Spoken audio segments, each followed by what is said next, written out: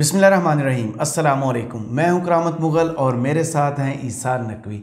नकवी साहब, कौमी असम्बली से करारदाद मंजूर होगी। नून लीग की हिकमत अमली में एक बड़ी वाज़ेह तब्दीली नज़र आ रही है। हुकूमत क्या करने जा रही है अब? देखिए, हुकूमत जो है वो ज़ाहिर है कि मुख्तलिफ ऑप्शंस पर गौर कर रही है। कुछ का हमने तस्करा किया, लेकिन अगर आप इस्टेब्लिश्ड पैटर्न देखें जो ख़ास तौर पे लास्ट 2 दिन गुजरे, 48 घंटों में हुकूमत जिस रास्ते पे चलती हुई नज़र आ रही है ना, इसका मतलब ये है कि मियां मोहम्मद नवाज शरीफ ने जो लंदन से बैठ के नई ख्वाहिश का इजहार किया है, हो सकता है कि उसके ऊपर अमल दरामद की तैयारी हो रही हो। सब लोगों को मालूम है, यानी कि ये कोई रॉकेट साइंस नहीं है इसको समझना। सही। अगर किसी सियासी जमात ने इलेक्शंस में जाना हो, इलेक्शंस की तैयारी करनी हो, तो वो क्या करती है? वो अपने मंशूर पे काम करती है कि हमने लोगों को मैसेज क्या देना है, कि किस बुनियाद पे हम क्या करेंगे, आप हमें वोट दें। दूसरा काम वो ये करती है कि वो पार्लिमानी बोर्ड तश्कील देती है अपने एप्लीकेंट से, अपने एस्पिरेंट से जो उनके टिकट पे इलेक्शन लड़ना चाहती है, उनसे एप्लीकेशंस मांगती है, उनसे फ़ीस इकट्ठी करती है। पार्लिमानी बोर्ड बैठता है, उनके इंटरव्यूज़ करता है, उनको टिकट जारी करने या ना करने का फ़ैसला होता है। और इसके साथ साथ जो उनके कैंपेन के, पॉलिटिकल कैंपेन के चेहरे होते हैं, वो पब्लिक को रीच आउट करना शुरू करते हैं। कॉर्नर मीटिंग्स शुरू होती हैं हल्के की सतह पर और बड़े अवामी जलसे किए जाते हैं। डिवीज़न की सतह पर, ज़िले की सतह पर, तहसील की सतह के ऊपर भी इंपॉर्टेंट हलकों में जाकर वहाँ पर जो फेस है कैंपेन का फिल वक्त है मरीम नवाज साहिबा। 28 जनवरी को वो पाकिस्तान आती हैं, वो वर्कर्स कन्वेंशन करती हैं, वो तंजीमी कन्वेंशन करती हैं, फिर वो एक जलसा भी कर देती हैं और लोगों को रीच आउट करती हैं। अच्छा या बुरा, साइज़ कम या ज़्यादा, इससे हट के, लेकिन फोकस यही होता है, तरीकाकार यही होता है। इलेक्शन लड़ने आप लोगों के पास जाएंगे, लोगों के सामने आप अपना मुकदमा रखेंगे, लोगों के सामने आप अपना नज़रिया रखेंगे, आप उनके सामने अपना मंशूर रखेंगे, सही। अपना मवाजना करेंगे दूसरी जमात के साथ जिसको आप अपना बड़ा हरीफ समझते हैं, और लोगों से कहेंगे कि आप हमें वोट दें क्योंकि हम बेहतर हैं, हम बेहतर हैं। अब ये पैटर्न अचानक गुज़श्ता 48 घंटों में चेंज हो गया, जिसकी वजह से आप सेंस कर सकते हैं कि दाल में कुछ काला है। पार्लियामेंट की करारदाद पर आते हैं, लेकिन उससे पहले देख लेना ये अचानक क्या हुआ कि ये जो काला कोट है, मियाँ तेरा वोट है, सारी सियासी जमातें ये करती हैं। तहरीक इंसाफ भी कहती है ये जो काला कोट है, खान तेरा वोट है। खान साहब लॉयर्स कन्वेंशन कर रहे थे, लॉयर्स से मीटिंग कर रहे थे लास्ट ईयर, इस साल उन्होंने एक भी नहीं की। और ये मरियम नवाज साहिबा रावलपिंडी में करती हैं वकला कन्वेंशन से खिताब 2 दिन पहले, और अभी चंद घंटे पहले यानी कि गुज़श्ता रोज वज़ीर आज़म शहबाज शरीफ, और उसमें जो वो गुफ्तगू करते हैं जी, उस गुफ्तगू में कुछ हिंट्स आपको मिलते हैं कि मुमकिन तौर पे गवर्नमेंट क्या कर सकती है। वो खुद मुंह से बताते हैं कि भाई ये जो मंसूबा मैं करने आया हूँ, ये CDA के कागजों में, तरक्याती स्कीमों के कागजों में दबा पड़ा था, तो अचानक आपको ये मंसूबा रिवाइव करने की जरूरत है। मिट्टी झाड़ के लाया हूँ, मिट्टी झाड़ के लाया हूँ। और वो हुकूमत जिसके पास जहर खाने को पैसे नहीं है, जो ये कहती है कि ये तो मेरे जुमले थे सर। ये जो कहती है कि हमारे पास जहर खाने को पैसे नहीं है, हमारे पास कुछ नहीं है, वो पैसे क्यों इकट्ठे कर रही है? 2 कप की बजाय 1 कप चाय पिए, रोटी के 4 टुकड़े करें, सब कुछ। इसके लिए ना, इसके लिए करामत मुग़ल साहब आपको ना पढ़नी पड़ेगी। आपको तो ज़ाहिर है कि इल्म है, पढ़ने मुराद ये है कि लोगों को देखना पड़ेगा जो लॉयर्स मूवमेंट चली जी, जो हमने कवर जब लॉयर्स मूवमेंट चली, जब वकला ने बाहर निकलकर तहरीक चलाई। और ये कहते हैं कि जब वकला तहरीक शुरू करते हैं तो वो तहरीक ख़ास तौर पे अगर लाहौर में हो तो फिर तो वो फैल जाती है। सही। और कहीं और भी हो तो वकला जब 2007 की तहरीक थी, परवेज़ मुशर्रफ फौजी डिक्टेटर जिसने बिला शिरकत गैरे इस मुल्क पे 9-9.5 साल हुकूमत की, सही, उसकी हुकूमत को वो ले बैठे थे।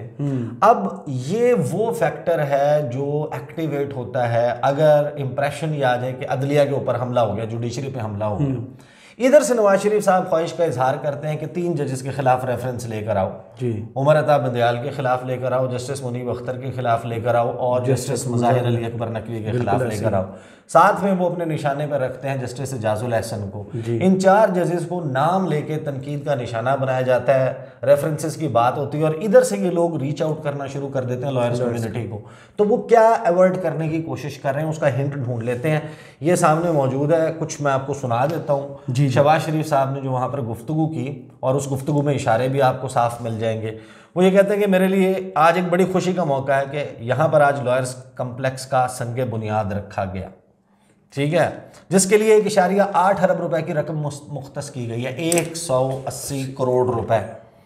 अच्छा, ये जब आपको याद होगा कि ये सारा मामला समझ आ रही थी, उधर जाना है और ये रेफरेंस की दबे दबे लफ्ज़ों में बात हो रही थी, उस वक्त अचानक कुछ बार्स के वफूद की वज़ीर आज़म हाउस में मुलाकातें शुरू हो गई थी। बिल्कुल, उसके जो टिकर्स चले थे, उसकी जो डिटेल सामने आई थी, इतने करोड़ की ग्रांट, इतने करोड़ का फलाना मंसूबा आपके लिए मुख्तस कर रहे हैं, फलां कर रहे हैं, फलां। और फिर हमने देखा कि अचानक जस्टिस मुज़ाहिर अली अकबर नकवी के खिलाफ रेफरेंस आ गया।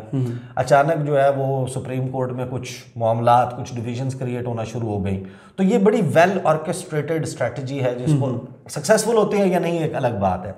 यहाँ पे वज़ीर आज़म कहते हैं कि काश इस रकम का ऐलान यहाँ ना किया जाता, क्योंकि मुझे डर ये है कि कहीं हुक्म ना आ जाए कि ये इलेक्शन कमीशन के हवाले कर दें।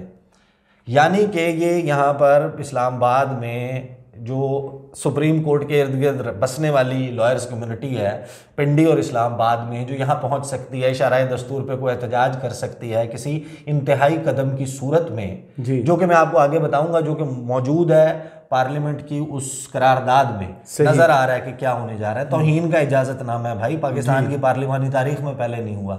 तो जो रावलपिंडी से और इस्लामाबाद से करीब से पहुंच सकता है ना, उनको तो वो जाके जनाब उनके और अदलिया के दरमियान उन्हें कह रहे हैं मैं तो 180 अरब रुपए दे रहा हूं, लेकिन ये ऐलान क्यों कर दिया, कहीं वहां से हुक्म ना आ जाए। कहां से आ जाए हुक्म? सुप्रीम कोर्ट ऑफ पाकिस्तान से, कि ये पैसे आपके पास यहाँ लगाने के लिए, तो आप इलेक्शन कमीशन को, एक भाई आईनी जिम्मेदारी है, इलेक्शंस आईनी जिम्मेदारी है, तरक्याती काम आईनी जिम्मेदारी तो नहीं है, वो आपने अपनी फिजिकल स्पेस देखते हुए करने। लेकिन जहाँ कंस्ट्रक्शन नहीं है वहाँ पे शहबाज शरीफ साहब नहीं। हाँ। आगे वो ये कहते हैं, बाहर कैफ अगर ऐसी सूरत पैदा हुई तो आप काले कोट वाले हैं, आप खुद ही उसको अच्छी तरह से डिफेंड कर लेंगे। मैंने ब्लू पहना हुआ है, पिचिंग, हाँ, मैंने ब्लू पहना, हाँ ये नेवी ब्लू है, ये ब्लैक नहीं है। ये बेसिकली पिच कर रहे हैं वुकला को अगेंस्ट अदलिया। बिल्कुल ऐसे ही है कि ये देखें जनाब, हम तो आपके ऊपर पैसे निछावर करना चाह रहे हैं। सुप्रीम कोर्ट ऑफ पाकिस्तान जो है वो रुकावट बनी हुई है, वो कहती है फंड्स जो है वो वकीलों को ना दो, उठा के जनाब आप इलेक्शन कमीशन को दे दो। क्यों भाई, वुकला कम्युनिटी आप डिफेंड कर लेंगे, ये बात उन्होंने कहा है। This is what he is saying, this is what he is saying. आगे वो ये कहते हैं इंशाल्लाह, लेकिन यहां पर मैं एक बात डंके की चोट पर कहना चाहता हूं, अब आप माशरे के उस मुमताज़ तबके से आपका ताल्लुक है जिन्होंने कानून की हुक्मरानी, अदलिया की बहाली और इंसाफ के हसूल के लिए आपने पाकिस्तान मार्ज़ वजूद में आने के बाद अब तक और आइंदा भी कुर्बानियाँ आपने दी हैं, जिद्दोजहद की है, या आपने जो आला मकाम हासिल किया ये किसी ने प्लेट में रखकर आपको नहीं दिया ना। अब ये एसोसिएशन क्रिएट कर रहे हैं उनके साथ, उनकी तारीफ जब आप कर रहे हैं, आप उनकी उसकी बात कर रहे हैं और आप उनको बता रहे हैं कि हम भी शेयर करते हैं आपकी ये आइडियोलॉजी और आपका जो सक्सेस है उसमें हमारा भी किरदार है। फिर वो ये कहते हैं जनाब आज़म नज़ीर तारड़ को मैं क्रेडिट देता हूँ और उनको जनाब उनको मुबारकबाद पेश करता हूँ, राना सनाउल्लाह को, कि उन्होंने स्पोर्ट्स और लॉयर्स कम्प्लेक्स के लिए पूरी तनदही से ये कारनामा अंजाम दिया, वरना ये कोल्ड स्टोरेज में पड़ा था कागजों में। अचानक जरूरत क्यों पेश है? कोल्ड स्टोरेज से निकाला गया है एक मंसूबा, एक ऐसे वक्त में जिस वक्त आप अदलिया के ऊपर अटैक्स कर रहे हैं और आपको ये खतरा है कि ये लोग एहतजाज ना शुरू कर दें, तो आपने उनको ब्राइब करना शुरू कर दिया है। जिस दिन फैसला आया, नकवी साहब आप भी कोर्ट में थे, मैं भी था, तो बाहर राना सनाउल्लाह साहब 200-250 लायर्स को लेके आए हुए थे, वो और जिन्होंने आज़म नज़ीर तारड़ थे, उनको फिर धक्के पड़े अंदर दाखिल होने के लिए आज़म नज़ीर तारड़ को। तो फिर आगे कहते हैं काम शुरू कर दिया। आगे कहते हैं वज़ीर आज़म, लेकिन कमिश्नर सीडीए यहाँ पर होंगे और डिप्टी कमिश्नर भी हैं। मुझे नहीं मालूम कि इसमें स्पोर्ट्स कॉम्प्लेक्स शामिल है कि नहीं। अगर स्पोर्ट्स कॉम्प्लेक्स नहीं है तो उसे भी शामिल किया जाए, क्योंकि उसके बगैर वुकला अपना मुकदमा सही तौर पर नहीं लड़ सकते। और यहाँ पर लॉयर्स कॉम्प्लेक्स में स्विमिंग पूल भी होना चाहिए, मर्दों के लिए अलहदा होना चाहिए, ख़वातीन के लिए अलहदा होना चाहिए, दोनों के लिए स्विमिंग पूल बनाएं, जिम बनाएं, स्विमिंग पूल बनाएं, सर आप सब कुछ बनाएं, लोगों को पागल ना बनाएं, लोगों को पागल ना बनाएं। आप इलेक्शंस अगर आप कह देना खुल के भाई हम भाग रहे हैं, तो अच्छा आगे नहीं, वो तो आगे फिर वो इलेक्शन वाले मामले पे भी पलटा मारते हैं। अच्छा वो फिर वो एक्सप्लेन करते हैं, वो कहते हैं, फिर वो आते हैं बदलिया वाले मामले पे, लॉयर्स को पूरा कहानी डाल के ना घेर घार के उनको अपने साथ वो करके तालियां शालियां बजवा के वो सब कुछ करके। और ऐसी कोई बात नहीं है, लॉयर्स की कम्युनिटी की एक बड़ा चंक, बड़ी सपोर्ट नून लीग के साथ भी है, लेकिन अब जाहिर है कि वो जो इस्लामाबाद में नजर आई है, मेरी रिपोर्ट के मुताबिक पिंडी में वो नजर नहीं आई थी, इस्लामाबाद में बेहतर थी। हाँ, इस्लामाबाद में पैसे अनाउंस हो रहे थे, बजट कॉम्प्लेक्स तो फलाना बजट ज्यादा है ना सर, सीडीए के पास बजट बहुत है। तो वो कहते हैं जनाब अब जो अदलिया है ना उसके हवाले से क्या बात करते हैं, वो कहते हैं कि ये कहते हैं हुक्म दिया जाता है कि वज़ीर आज़म अकेला कुछ नहीं, काबीना है। वो केस है ना कि प्राइम मिनिस्टर अकेले वो अकेला नहीं, वो काबीना का आपने अप्रूवल लेना है। तो जिन्होंने ये फैसला दिया वो उसे अपने ऊपर क्यों नहीं लागू करते आज तक? मैं ये बात बड़े अदब से लेकिन एहतराम से करना चाहता हूँ। इसका मतलब ये है कि प्राइम मिनिस्टर वहाँ पर पेश कर रहे हैं कि देखें एवरी जज of supreme court is equal, और हर एक की एक जितनी अथॉरिटी होनी चाहिए। एब्सोल्युटली। यानी वो ये कह रहे हैं, क्या वो ये समझ सकते हैं कि एक एमएनए की वही अथॉरिटी होनी चाहिए जो एक वज़ीर आज़म की होनी चाहिए? बिल्कुल नहीं। ठीक है, अब यहाँ पर वो ये कर रहे हैं कि वो कह रहे हैं कि चीफ जस्टिस और जो जूनियर मोस्ट जज है, एडहॉक वाला है, वो है, उनकी भी उतनी अथॉरिटी होनी चाहिए। सब मिलेंगे तो फिर फैसला होगा। लेकिन यहाँ पर बात हो रही है एक 3 रुकनी कमेटी की। आगे वो ये कहते हैं कि अच्छा फिर वो मौलवी तमीज़ुद्दीन केस और उसका हवाला दिया उन्होंने, वो काश इधर जस्टिस क्यूम का भी हवाला दे देते। नहीं, वो नहीं देते। अच्छा, वो हवाला दिया, नजरिया ज़रूरत के हवाले से बात की। फिर इस केस की जो करंट इंतखाबात का केस है, उन्होंने उसका पूरा बैकग्राउंड रखने के बाद उन्होंने कहा कि मैं बतौर लेमैन इसलिए ये आपके सामने रख रहा हूँ कि कोई सियासी पार्टी इलेक्शन से नहीं भाग सकती, क्योंकि उसी दिन उसकी सियासत दफन हो जाएगी जो इलेक्शन से भागे। हम समझते हैं कि जो कानून की हुक्मरानी है, अच्छा इनको नहीं समझ आ रही, ये कनेक्ट नहीं कर पा रहे, आप इलेक्शन से भाग रहे हैं। मेरे नज़र में ये उनका इसमें है कि मान गए हैं कि भाईजान सियासत खत्म है, जो इलेक्शन से भाग रहे हैं। इस वक्त इलेक्शन से कौन नकवी साहब भाग रहे हैं, आपको ही पता है, लोगों को नजर आ रहा है। अच्छा आगे ना फिर वो मजीद एग्जाम्पल्स देने के बाद फिर वो कहते हैं कि देखें, मैं रोज़े और अफ्तार के और आपके दरमियान जो है वो हाइल नहीं होना चाहता, लेकिन मैं ये कहना चाहता हूँ भी अदालत को डायरेक्ट मैसेज है कि अदालत उज़्मा से कि आज भी ये कहेंगे कि वो अपने फैसले को रिव्यू करें। एक और ऑब्जर्वेशन, ये भी राउंड टेबल थी, वो जी सिटिंग रिव्यू करें, अफ्तार थी ना। हाँ जी। फुल कोड बना दें, जजेस जिन्होंने रिक्यूज़ किया था वो ना बैठें, जो फैसला होगा हम उसको कबूल करेंगे। यहाँ पर ये भी कह देते ना कि जिन्होंने रिक्यूज़ किया था वो भी ना बैठें, और जिन्होंने ये फैसला दिया कि आर्टिकल 184(3) के तहत किसी मुकदमे की समाअत नहीं हो सकती, वो भी ना बैठें। जो इस हवाले से मौक़िफ़ ले चुके हैं कि ये मामला नहीं उठाया जाता, जो अपना माइंड बता चुके हैं। देखिए ना, जिस तरह जस्टिस अतर मिनल्ला या जस्टिस मंसूर अली शाह, ये जो लोग हैं ये कह चुके हैं लाहौर हाई कोर्ट की तरफ जाएं, हमें नहीं ये करना चाहिए, सोमोटो नहीं होना चाहिए, इसकी प्रोसीडिंग नहीं होनी चाहिए। यही है ना उनका लुबा। तो वो सारे जजेस भी अपना माइंड डिस्क्लोज कर चुके हैं, वो सब कुछ बता चुके हैं, फिर उन्हें भी फुल कोर्ट पे नहीं होना चाहिए, आप बैठा लें। और इसके बाद जिन्होंने रिटर्न दिया वो भी नहीं होना चाहिए। जी जनाब, आगे चलते हैं। वो कहते हैं 4 तो ऐसे निकल गए। जी, वो आगे कहते हैं कि इससे बढ़कर और क्या बात हो सकती है। मैं समझता हूँ कि यही जो बड़ा आदमी वही है जो अपनी गलती तस्लीम कर ले, मैं हूँ या कोई और हो, हमें पाकिस्तान का मुस्तकबिल बचाना है, बड़े चैलेंजेस का सामना है, इन चैलेंजेस का सामना अकेला मैं या मेरी हुकूमत नहीं कर सकती, ये हम सबको मिलकर करना होगा। यानी कि उन्होंने जजेस से ये रिक्वेस्ट कर दी जस्टिस उमर अता बंदयाल से कि आप फुल कोर्ट बना दें। अब इसके पीछे जो है ना वो कहानी, वो ये करारदाद है। ये करारदाद मैं आपको बता रहा हूँ, ये पाकिस्तान की तारीख में बड़ी चीज़ें जो है ना आजकल जो हो रही हैं वो टेक्स्ट बुक एग्जाम्पल्स बनेंगी फ्यूचर में जाके, कि पाकिस्तान की तारीख में एक ऐसी एक कौमी असम्बली भी थी जिसने अदलिया की तौहीन का और आइन से इनहराफ का इजाज़तनामा एक करारदाद की सूरत में उस वक्त की हुकूमत और काबीना पर बाइंडिंग कर दिया था। बिल्कुल, कि आप करें, आप यही करें।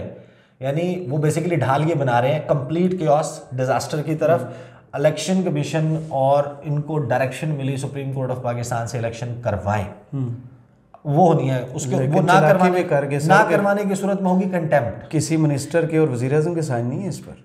अच्छा, ये भी वो गेम डाल गए इसमें वो है, लेकिन उसमें मेरा थोड़ा सा उसमें मौक़िफ़ डिफरेंट है, क्योंकि ये by partisan and cross party lines दस्तखत हैं।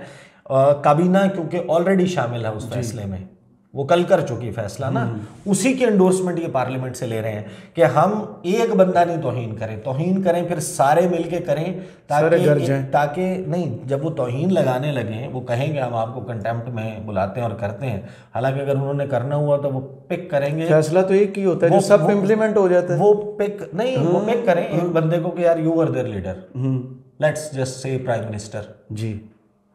जब खत नहीं लिख रहे थे यूसुफ रजा गिलानी, तो क्या पीपल्स पार्टी के सारे एमएनएस की उन्हें सपोर्ट नहीं थी उस बात में? बिल्कुल। क्या उन्होंने इजलास और इस तरह के बयानात नहीं दिए थे? सदर को इस्तिस्ना हासिल है, सदर को इस्तिस्ना हासिल है, सदर के हवाले से ये लेटर नहीं लिखूंगा, वो सारा मामला। तो वो तौहीन क्या सबके ऊपर लगी थी? सबको कंटेम्प्ट ऑफ कोर्ट का सामना करना पड़ा था या सिर्फ लेटर ना लिखने वाले को? यहाँ पे भी क्वेश्चन आएगा सिर्फ फंड्स ना देने वाले को, मेरा ख्याल है सवाल आएगा उसका जो कह रहा है कि सिक्योरिटी नहीं दे सकता, जो इस इलेक्शन के प्रोसेस में रखना डाल रहा है। क्विकली पढ़ देता हूं मैं ये करारदाद। वो कहते हैं कि जनाब मुर्खा 26 मार्च 2023 को मुअज़्ज़ज़ ज़मान ने एक करारदाद मंजूर की थी। मैं इसको थोड़ा सा क्विक कर रहा हूँ जी। और के 4 जज साहिबान का जो अक्सरियती फ़ैसला था उसकी तायीद करते हुए उस पर अमल दरामद और आला अदलिया से सियासी व इंतज़ामी अमूर में बेजा मुदाखलत से गुरेज का मुतालबा किया था। अक्सर हलकों ने भी फुल कोर्ट की तश्कील का मुतालबा किया था, लेकिन उसे मंजूर नहीं किया गया। ना ही एक के सिवा दीगर सियासी जमातों का मौक़िफ़ सुना गया। पार्लियामेंट की इस वाज़ेह करारदाद और सुप्रीम कोर्ट के 4 जज साहिबान के अक्सरियती फ़ैसले को मुकम्मल नज़रअंदाज करते हुए 3 रुकनी मखसूस बेंच ने अक़लियती राय मुसल्लत कर दी, जो सुप्रीम कोर्ट की अपनी रवायात, नज़ायर और तरीक़ाकार की भी खिलाफ वर्जी है। अक्सरियत पर अक़लियत को मुसल्लत कर दिया गया है। 3 रुकनी अक़लियती बेंच के फैसले को पार्लिमान मुस्तरद करती है। आईन और कानून के मुताबिक अक्सरियती बेंच के फैसले को नाफिजुल अमल करार देती है। तालियां नहीं, यानी ये मुमकिन है तालियां सर, हाँ, लेकिन ये मुमकिन नहीं है ना, पॉसिबल नहीं। सुप्रीम कोर्ट ऑफ पाकिस्तान का काम वो है फैसले जारी करना, आपका काम आइन कानून साजी की खिदमत आपका ये आपका इख्तियार। और वो देखें वो मुख्तलिफ है, वो आइन में बिल्कुल वाज़ेह है। आर्टिकल 89 पढ़ें, 189 पढ़ें, फिर 190 पढ़ें, सुप्रीम कोर्ट का कॉन्स्टिट्यूशन पढ़ें, उसके जजमेंट और उसके फैसलों की बुनियाद पे आप रेफरेंस नहीं ले जा सकते, आप हुकूमत उसी फैसले पर। लेकिन यहाँ पर तैयारी यही है। अच्छा, जाहिर है कि तवील है, लोगों ने उसका जाहिर है कि ऑलरेडी वो देख चुके हैं।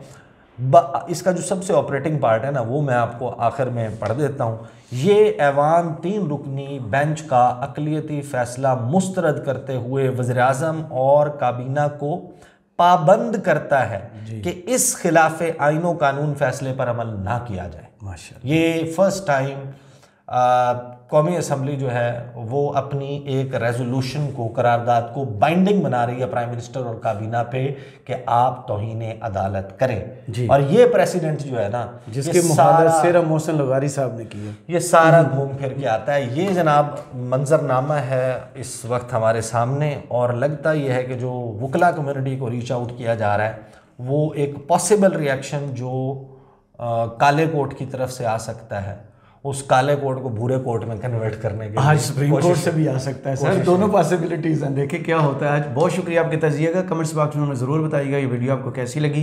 इजाज़त दीजिए, अल्लाह हाफ़िज़।